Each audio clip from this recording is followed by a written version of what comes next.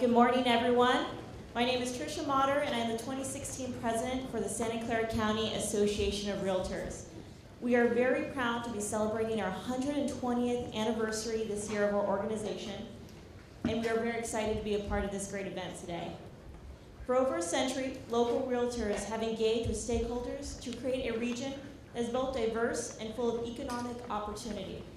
Looking forward, we are focused on addressing the need to house our growing workforce by fostering an environment where housing development is no longer considered a negative by local communities.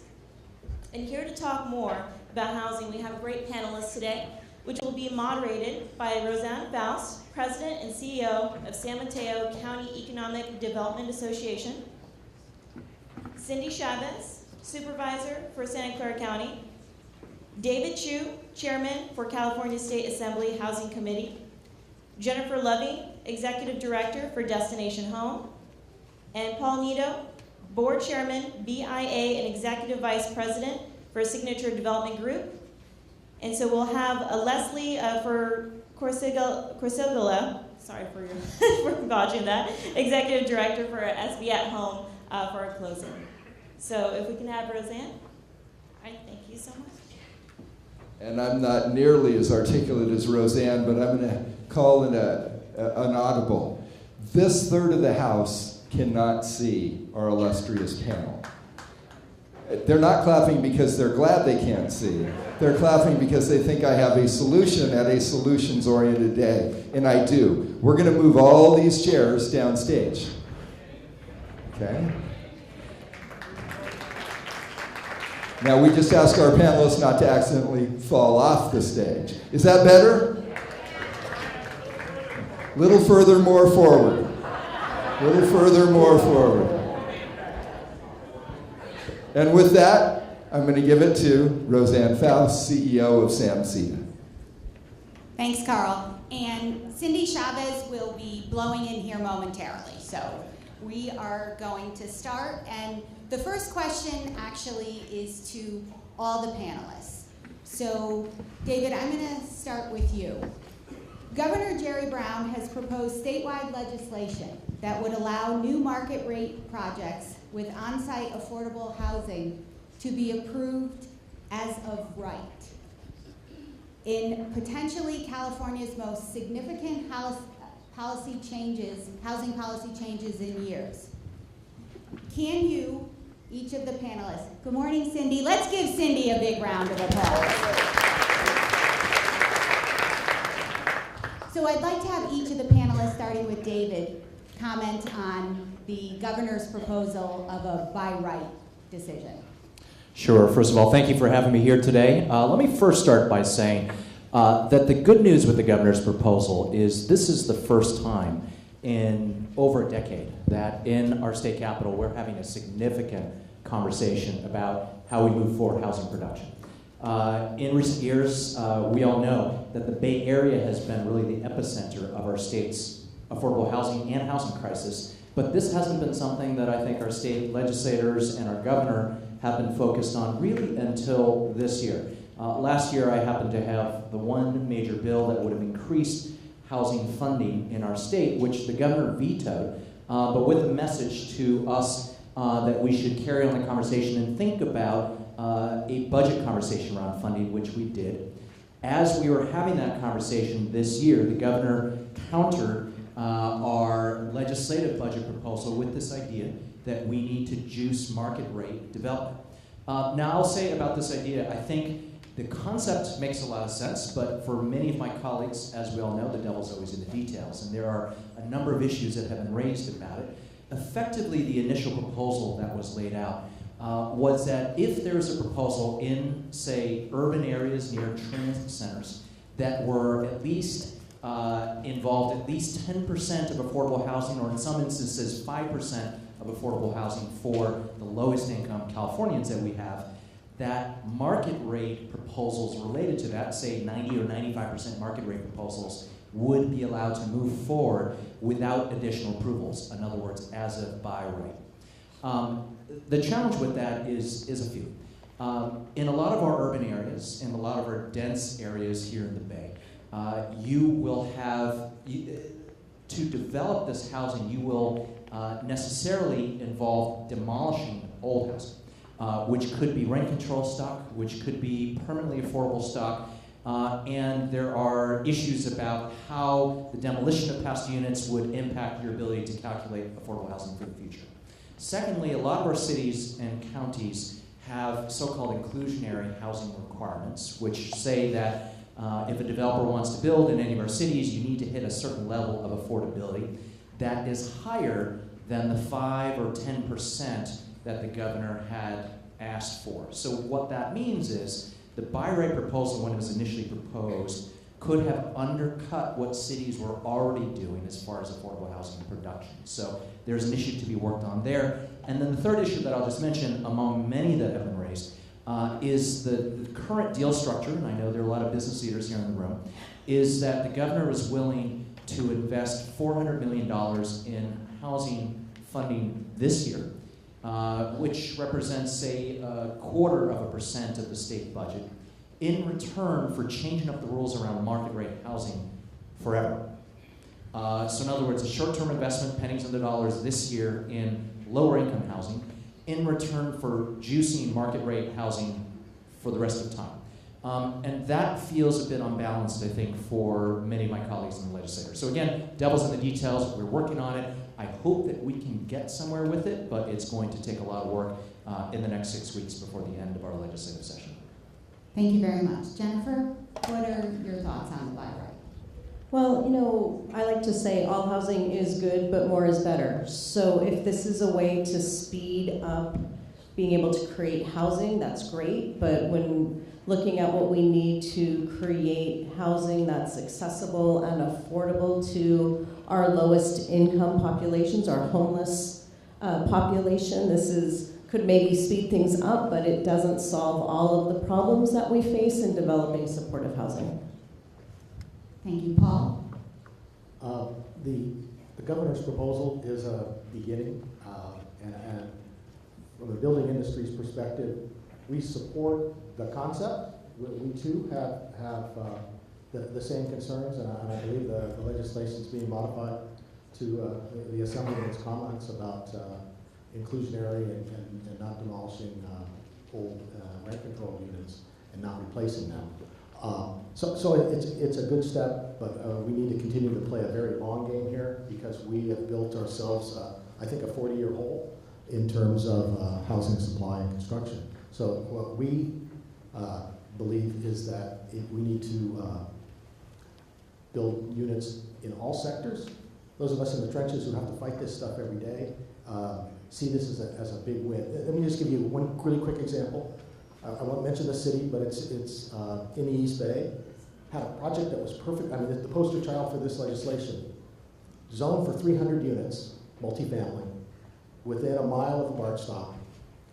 And a developer came in to do a high 200-unit, moderate apartment project. City knocked it down. It's now going to be 45 2-acre estate homes because the city just didn't want that. That same city, by the way, just recently passed an inclusionary housing policy. Not because they really care about affordable housing, but they know that it slows development down. And so it's these little steps that we need to take to make change. Thank you, Paul. Cindy? Thank you. Good morning, everyone. I think, so first of all, I'm excited that the state legislature is looking at this seriously, and I think it's in some ways more balanced than some that we've seen in the past, I think, under former governors. So I think that's a really good step. I worry that local jurisdictions will react, and that may impact what people will allow in a general plan, right? Because if folks start to get nervous, I mean, one of the bigger problems we have is just people in our communities not understanding how important housing is and that we need to have it in our community. So that's one bit, to me, I'd be worried about all the defensive maneuvers that then developers have to play. Second, I think working with local jurisdictions, I think it gives us an opportunity to get people to buy in. And I'll just give you one example. The Valley Transportation Authority recently changed some of our local rules. So one of the things that we're going to be doing is putting out about 300 acres of property for development. We want high density development on it. So we're setting up the rules in advance. So if you want to come, and our challenge is still going to be working with the cities, right? Because we're working within those cities' general plans. But we have 300 acres that we're putting out that will have an affordability requirement that is at 35%, half of that 35% to be ELI and BLI housing. But what that means is that people in general will know, here's the road, the roadmap, and here's how you do it, and it will allow us to work with those cities in advance so that we're not torturing developers quite so much. I'm sure they appreciate it. Thank you. I thought that somebody was going to clap at what Cindy just said, so I'm going to give you that. I don't even So, Assembly Member 2, we're talking about, you mentioned housing, you talked about by right what the governor is doing. And at the state level, the idea of workforce housing keeps coming up over and over. And so how would you think the state legislature, the assembly, will address the idea of workforce housing?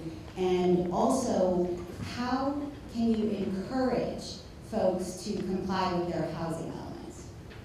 So let me start answering that question by saying workforce housing is not really addressed by state housing policy. In part because housing needs are so intense around the state that what few dollars we do spend, we spend on the lowest end of the spectrum, on our lowest income in California. So to put a couple things in context, we know we have the highest rents and the highest home prices and the highest eviction rates and the highest foreclosure rates really in the country here in California and in the Bay Area. And we are focusing our affordable housing dollars on the lowest part of the spectrum. That being said, in the Bay Area, all of the employees that you represent here in this room are hopefully going to live in so-called workforce housing, really middle-class housing. The challenge is the marketplace, the private markets, are building housing for the upper portions of our community and not really in that sweet spot of truly middle-income or working-class families. And by that, I'm referring to even, say, school teachers or childcare workers or firefighters, as opposed to, say, tech workers or folks who work at Google or LinkedIn, with no offense to my friends who work at Google and LinkedIn. So the challenge is, how do we think about housing in that area? This year, I worked with a few of my colleagues to consider workforce housing programs that are really targeted at those middle income areas.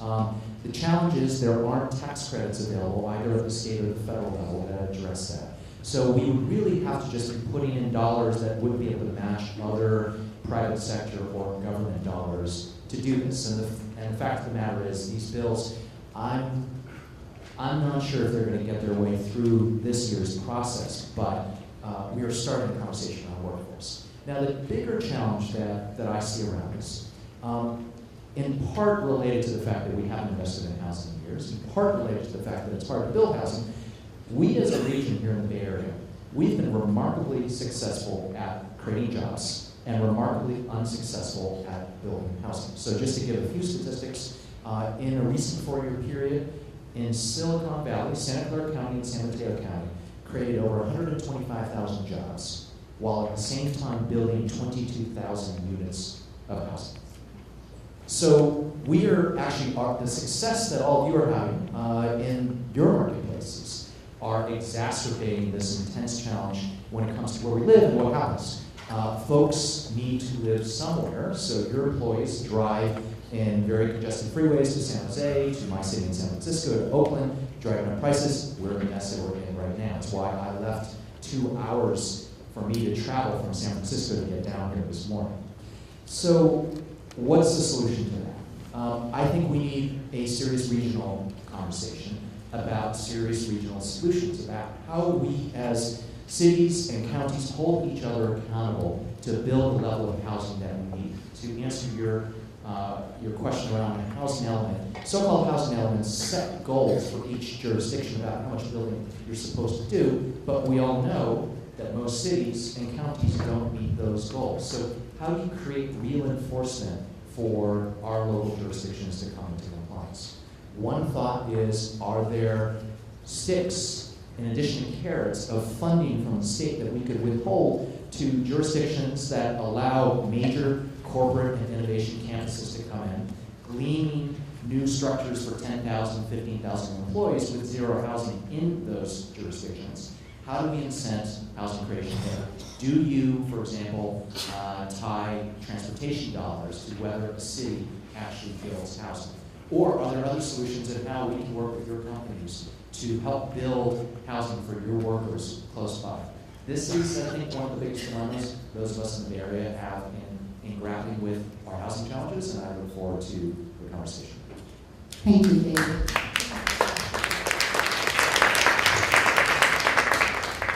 Paul, I think Assemblymember Chu teed this up very well. Our current housing policy, this kind of set the tone for you. Current housing policy allows high-end development and more affordable for the economic concerns of many. What are you going to say to all the private employers in the room? What advice are you going to give them about how they can help with the problem of creating housing in the middle? Yeah, thank you for the question, and thank you for the setup. Because you're pointing out the key to the problem is that we have a housing affordability crisis in all sectors of the economy, and from the top 20% all the way down. Chris Thornburg from the UCLA of Econ Economics talks about, the income growth in the state, and the only place the income has been growing is in the top 25%. So the 75% and below, it's been pretty static throughout. And that makes it very difficult when housing prices are going up for people to live. I come across it every day in that I see, because we cater to a lot of millennials in our urban infill projects, who are saying they did everything right. They went to college, they got graduate degrees, some of them six-figure incomes, and in the inner Bay Area, they're having a hard time spending less than 45% of their income. And that goes, it's even worse as you get lower down in the economic levels. So BIA Bay Area, we have 11 Bay Area counties, over 130 cities and jurisdictions, and you have a number of balkanized policies, and in every one of those areas, NIMBYs, not my backyard folks, vote. And it's really simple. So I think we need to start changing the discourse. Cindy, you started this in your comments. But I would like to ask us to start appealing to people's self-interest. And can we make a little room for all those sectors of people in our communities? And I really have three things that I think we need to start thinking about, at least in terms of how we can measure policies to go forward. Because as I said earlier, we built this goal over 40 years. It's really become exacerbated with the large job creation in the last 5. But first one is we have to think long term. All of our programs need to have kind of that sustainability, as you were saying earlier in terms of one of the concerns with the governor's proposal. Perhaps it wasn't looking long term enough in terms of all the implications. So I would use that as a measure. We got to play the long game here and not just think it's one and done, one little policy here and we can rest on our laurels. This has got to be incremental. That the journey of 1,000 miles starts with a little step. We're 400,000 or so units in the hole right now. So that's a series of steps that we need to make. Secondly, everybody's got to play. That means all the communities have to participate in this, and all the sectors do. And charity starts at home. We builders, we are not fans of inclusionary. We don't believe that that's good and economic policy, but we understand that there are a lot of people hurting out there in a variety of sectors. And so we have been playing a small role, maybe not a terribly effective role, but in that. I think that there's ways so we're willing to absorb a little. Everybody needs to absorb a little because we are leaving segments of our communities, and particularly our young people coming out of school looking for jobs, thinking about not locating in the Bay Area because they're having a hard time starting off. So I think everybody's got to play, and everybody can share in it. So we marshal our resources. So there's fees, there's the bonds that are proposed, there's this governor's proposal, there's federal low-income housing tax credits that I believe is the most equitable way to share a lot of this burden, that we need to really push for that. There are documented transfer fees. So collectively work together to marshal as many resources to apply to this funding problem. But there's also the land use problem, and we need to marshal our resources to continue to communicate to the NIMBYs that it's in their self-interest to have their kids be able to live in their communities. Also, one of the things that John Turner did a long time ago, yesterday I asked Carol Maloney to update the study, is that affordable housing projects throughout their history have always raised the level of home values in their communities. And that message doesn't get across to NIMBYs who think that, oh my gosh, we're going to have these people or this kind of project in our suburban area will affect our values. And we've sweat, we've mortgaged, and we don't want to jeopardize that. We need to show them it's in their self-interest to have this because upwells the community as well as providing housing for kids. And the last one, it has to be comprehensive. I think our policies need to be comprehensive for all housing segments, whether it's senior housing, whether it's multifamily, and in certain areas, single family in all areas. I think single family detached works, but someone said earlier, all housing is good, and more is better. Now, I am really surprised that folks aren't clapping and cheering and offering to help.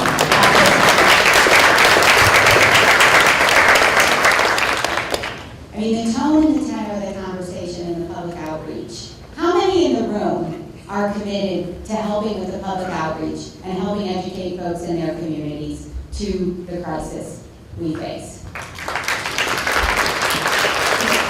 I'm surprised that your hand didn't come up. I wasn't asking you specifically to do something. I was asking for your support. So let's see the hands again. There we go. That's working. Cindy will come out there, and I'll be right behind her.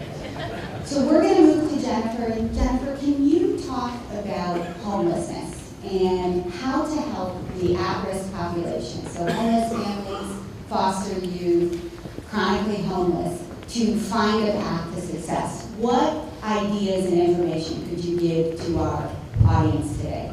Sure. So when we talk about vulnerable populations, we're veterans, seniors, kids, survivors of domestic violence. We're just talking about people with severe income needs coupled with trauma, right? Experienced trauma. So that means that it's affordable housing and plus some services. So the evolution of homelessness in our community, we've historically had one of the highest populations of homelessness. California is home to 22% of the nation's homeless population. Bay Area, we've always been in the top 5.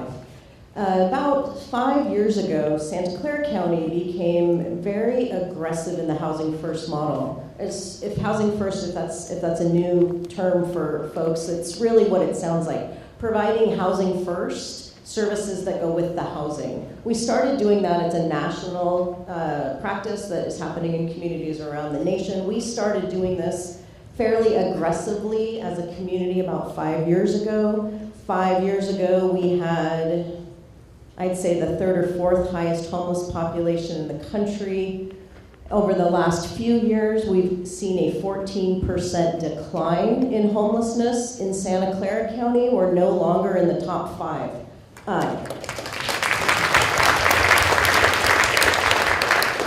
It's really cool, right? Because it's so obvious. Like the homelessness is the lack of a home. So how do we provide homes for people and also do it in a way that makes economic sense? So, I like to think of it like if I break my arm and I go to the emergency room, I don't want a cast on my leg. And for treating homelessness, for a long time, we're putting casts on people's legs when they're showing up with broken arms. And now, though, right, we are treating the crisis that is being presented, which is the absence of a home. And even, I think, more importantly than doing that, because this is actually not a charity argument, we, in partnership with the County of Santa Clara, and actually Supervisor Mike Wasserman, who's here, decided we really wanted to understand how much we were spending on homelessness, because, frankly, most jurisdictions have no idea, right? Because you're thinking of the public safety net, which, by the way, everybody pays into. We all pay for these services, right? We're talking police, emergency rooms, ambulance rides, mental health, all of these what we consider our safety net. So we were able to do a 6-year study that looked at everyone who experienced homelessness in Santa Clara County. And we learned that we spend $520 million a year serving people that are homeless. That's crazy, right? That's a lot of money. So we said, well, okay, what if we house people? What if we think of housing as the medicine, as the solution, as the intervention? So we were also measuring what happens to people when we put them in housing. We're talking about people that were homeless for more than 10 years. What happens when they get a home? Well, what happens is we start to save some money. By average, we were seeing for people that, again, most vulnerable populations experience the most trauma, we're now starting to cost us, on average, $40,000 less a year. So this is a huge economic argument too, right? We're ending homelessness, we're saving tax dollars on the cost per person for their service utilization. And the best part of this is, so now we've been doing this for 4 or 5 years. We've housed more than 1,000 people this way, and I'd say that most of these folks have 10 or more years of homelessness under their belts before we came into contact with them. Guess how many are still housed? 84% are still housed. Cheaper, better, and it's working, right? So when we say, what do we need to do?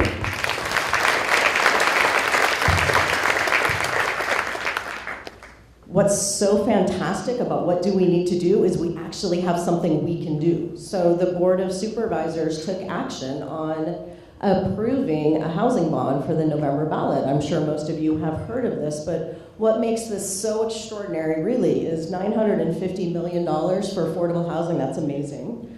$700 million is looking at targeting these populations of folks that we already know if we don't house them will cost us a ton of money, half a billion a year, right? We can reduce those costs. The number of people that are using those high systems and driving up our public costs are really about 5,000 people or so, right? Create housing opportunities for those folks, bring the system costs down, and frankly, remove a lot of the problems that constituents, neighbors, businesses complain about, right? Which is an overwhelming feeling of people camping out in most of the places where we go and in our daily business.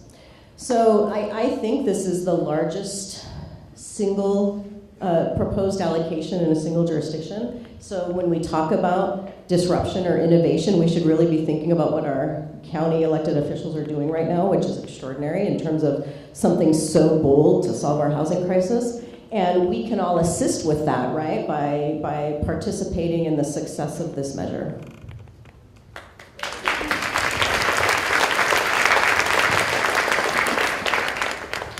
Thank you, Jennifer. Jennifer teed it up for Supervisor Chavez to tell us more about the housing bond, the thought process behind it, and what you hope to. So I'm putting my talking notes away because Jen just did that. I'm just kidding. I'm kidding. So I have to say, what is so exciting about the leadership and the work that Destination Home has done with Jennifer and under the leadership of Mike Wasserman and our board chair, Dave Cortese, is that we're really moving forward with something that we have a solution. This is a tested project. Like, we know it works, we know it saves money. We're not the first jurisdiction to do it, but now we're the evidence that this is working. So what we know is, and everybody's talked about this, every housing meeting I'm in, everyone I'm in, we talk about the same thing, which is supply, supply, supply, supply, supply. There is no money really available for the extremely low and very low income populations that Jennifer's talking about, because these are folks who are they have no income. They're mentally ill, and by the way, this used to be an issue that we would see in one city in downtown San Jose. Now it's in every neighborhood across our county. There's just no place you can go without seeing people who are really in need. And it's everything that she talked about in terms of how it will save money is right. But let me just talk about the big picture and the opportunity. So it's a $950 million bond. It's $12.66 per 100,000 of assessed value. That's minimal to get us to $950 million. 800 million will be spent the way that Jennifer talked about for very low, extremely low income housing. And not just for people who are chronically homeless, but we have a huge problem with children, young people who are foster youth, who over the bridge of when they're leaving a home and trying to stay in college, they have no place to go. We have a huge portion of our homeless population that are women and we're one of the few places in the country that almost half of all of the people who are homeless are women, and we have a number of homeless families that this will address.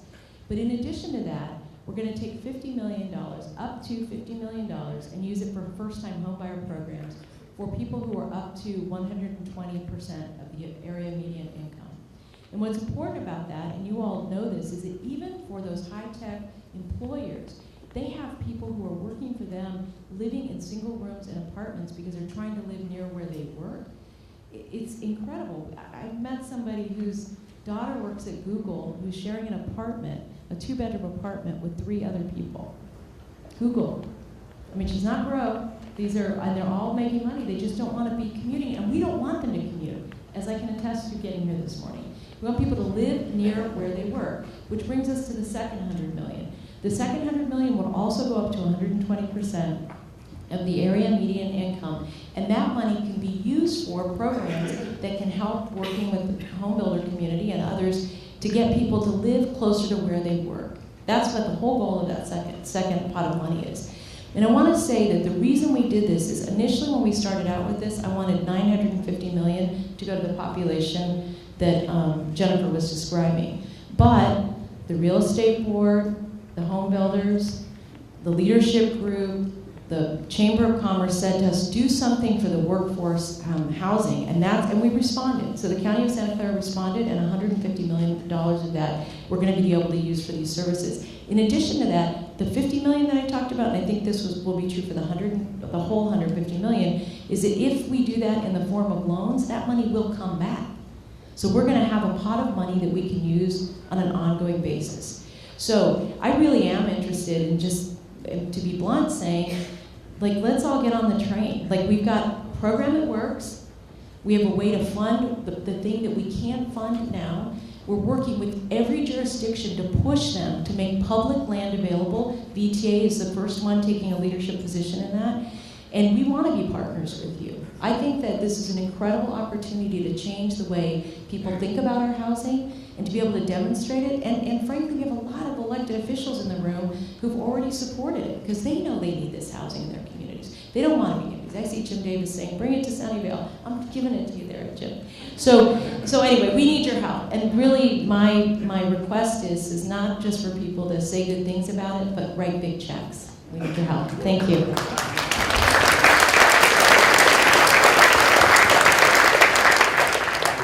So, you have 500 people sitting out there. You've all touched on different things, from the governor's by right, to homelessness, to workforce, to the housing bond. What is it that you want the folks in the room today to walk out of here and start saying to their constituents, to their friends, to their neighbors, to their communities? What is that little bit of advice, that elevator pitch, that you can give to the room? And I'm open to who'd like to start with this. Paul? Can we make a little room? Can we are willing to share and everybody scoochie in just a little and be creative? That means building up a little bit, being creative with things to help us broaden out the affordability, reduce parking, things like that. Well, one idea is, but can we make a little room is kind of the key thing I'd like to say. I won't get to any more specific than that. And I see that as a slogan. Can we make a little room?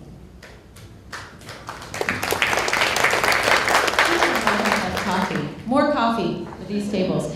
Here's what I would just say is, the fact of the matter is that our economic survivability and viability totally rests on our ability to solve this problem. There are two problems that we have to solve. One is housing and the other is transportation, and they're completely linked. So one, I would say we want to make sure we support the traffic relief measure that's going to be on the ballot. And I want to tell you, Carl's made me say that 6 times the right way. I kept calling it the wrong thing. And I'm the chair of VTA. I don't want to brag about that. But our traffic relief measure, and the other is this housing bond, because these are game-changing opportunities. Because the fact of the matter is, if we can put $950 million into the market, we're going to be able to leverage, we believe, another $2 billion. $2 billion. And we think that's going to address most of what we need. So what I would say is we've got it right in front of us, and I think that's right. Everybody just has to give a little. And for some companies, it feels like a lot, and really to solve this problem, it's not. It is not. And if one place in the country can solve this problem, shouldn't it be us?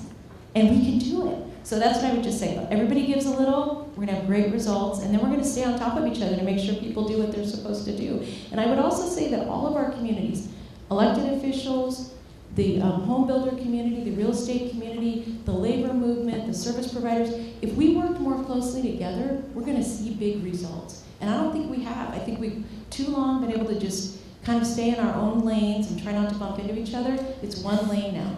And I think we can do something here. I'm very excited. So I'm sorry that was longer than one word. Actually, Game changing.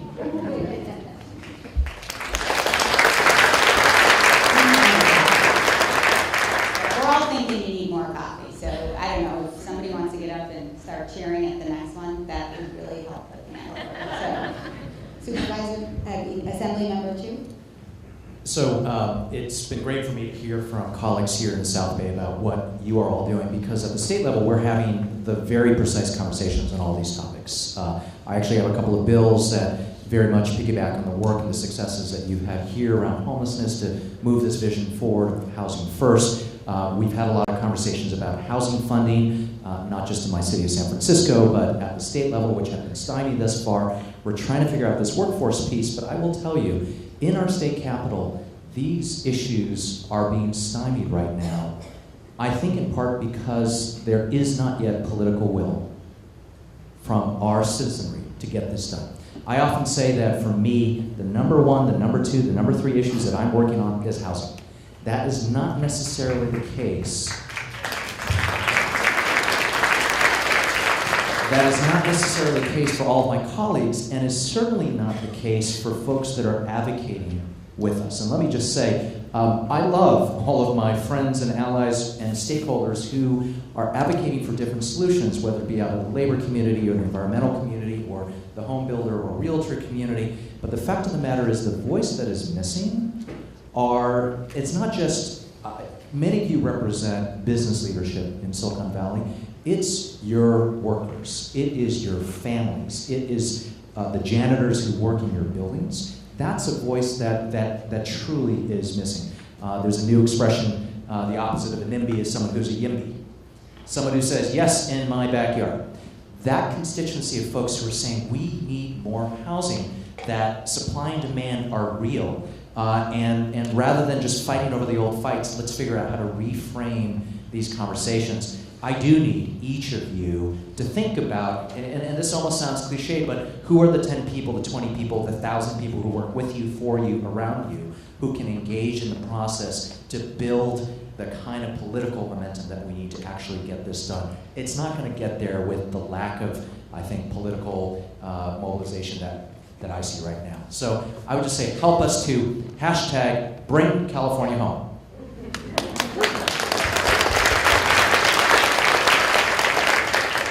Hopefully someone is going to tweet that out. Hashtag bring California. CA home. Bring CA home. Jennifer?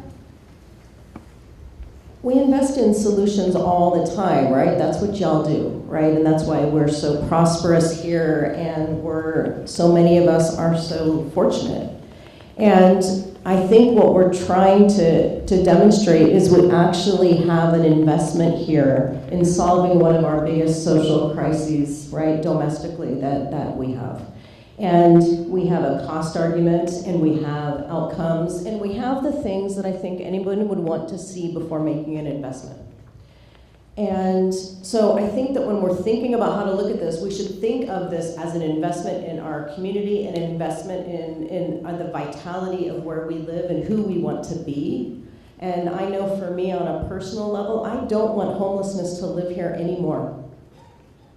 And I want you to not want homelessness to live here anymore. And we can actually do that. This is the first time. I've been doing this for 20 years. I'm old, and I have been doing this for a long time. And I am telling you, this is the best thing that I have ever seen that is giving us the best shot at making sure homeless doesn't live here anymore. Thank you.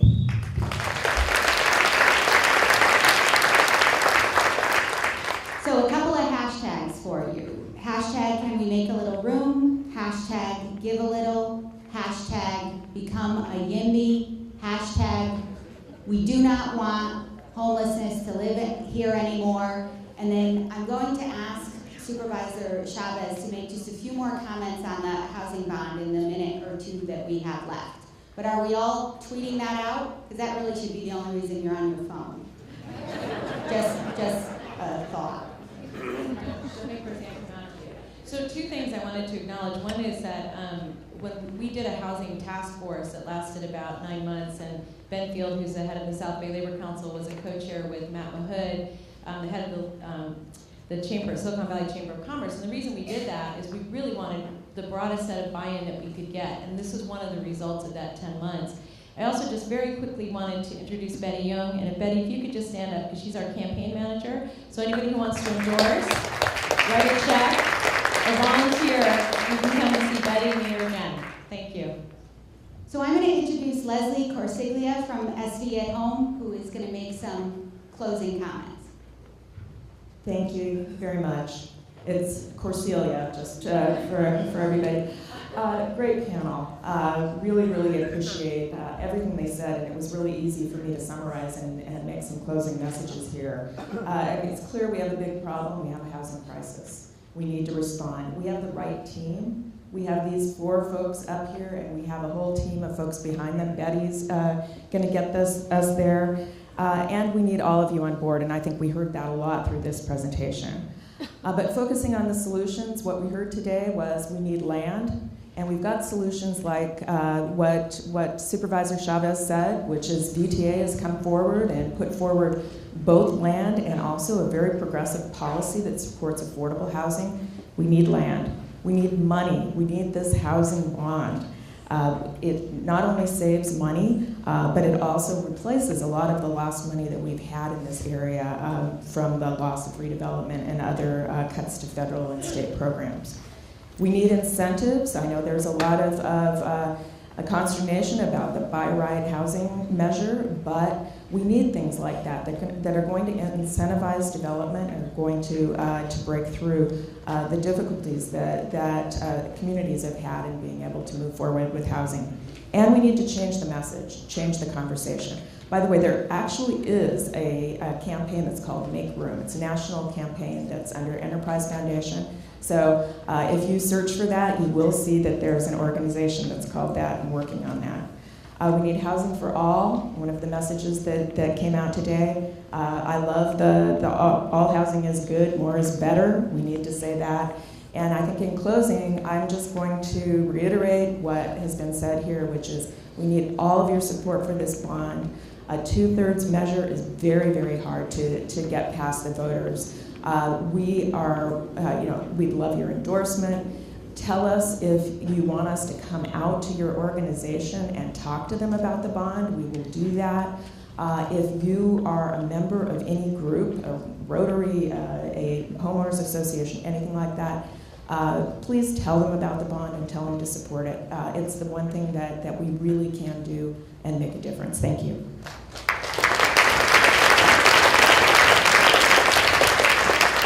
Leslie Corsiglia, Roseanne Faust, thank you. We're going to ask our panel to stay as we all stay because we are going to once again hear from you in our interactive polling. Thanks to Excitem. To lead us in that is the Executive Director of the Nonprofit Housing Association, Amy Fishman. Thank you so much, Carl. And thank you all so much for being here today. What an inspiring panel. I know you've heard a lot of quotes, but let me just pull out a couple of really good ones to tweet out to the world. We heard from Assemblymember Chu that we need serious regional solutions. We need to hold cities and counties accountable to build the housing we need. Thank you for those wise words. We heard from Paul. We need to think long term. It's taken a long time to build this big hole that we're in, and we need to dig ourselves out. To Jennifer, who said, housing the homeless, it's cheaper, better, and it's working. Let's take that in for a moment again about what those words mean. And to Supervisor Chavez and her incredible leadership for getting us to this point, along with her colleagues on the county Board of Supervisors, and her words that everyone needs to take and do is, let's not just say good things, but write big checks. Let's pass this bond. So thank you so much for the inspiration and the motivation and the ability to get something done. So our audience participation. So you have a moment today. Let me just make sure that I'm on the same page as you. I'm going to read the 75-word ballot argument. You get to vote today, and again, you get to vote when you get your ballot in the mail and when you go to the polls in November. To provide affordable local housing for vulnerable populations, including veterans, seniors, the disabled, low and moderate income individuals or families, foster youth, victims of abuse, the homeless and individuals suffering from mental health or substance abuse issues, which housing may include supportive mental health and substance abuse services, shall the County of Santa Clara issue up to $950 million in general obligation bonds to acquire or improve real property subject to independent citizen oversight and regular audits. It just rolls off the tongue. I hope you will all get out there and speak your 75 words.